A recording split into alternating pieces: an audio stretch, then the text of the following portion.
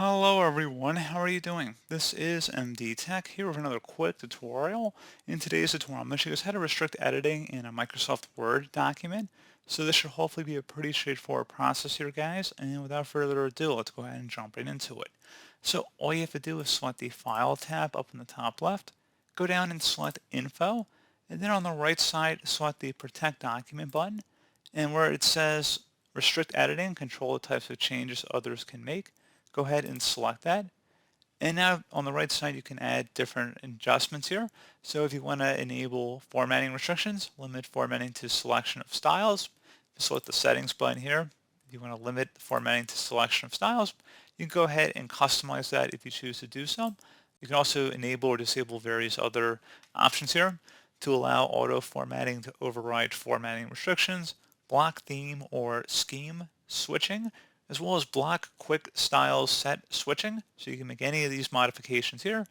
And you can also select the recommended minimum as well, which is Microsoft's recommended styles that they would recommend allowing here. And you would select OK to save that. On the right side underneath editing restrictions, which is the second restriction you can enable here, you can allow only this type of editing in the documents. So if you check mark that, you can click on the drop down and you can select track changes, comments, filling in forms, or no changes.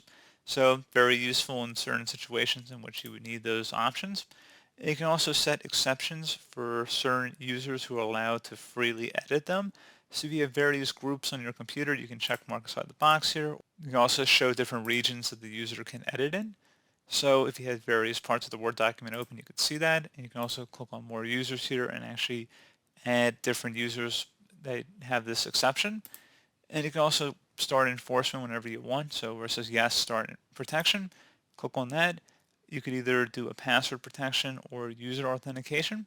So one or the other, those are your two options to enforce this. And that's pretty much it. So as always, thank you guys for watching this brief tutorial. I do hope I was able to help you out, and I do look forward to catching you all in the next tutorial. Goodbye.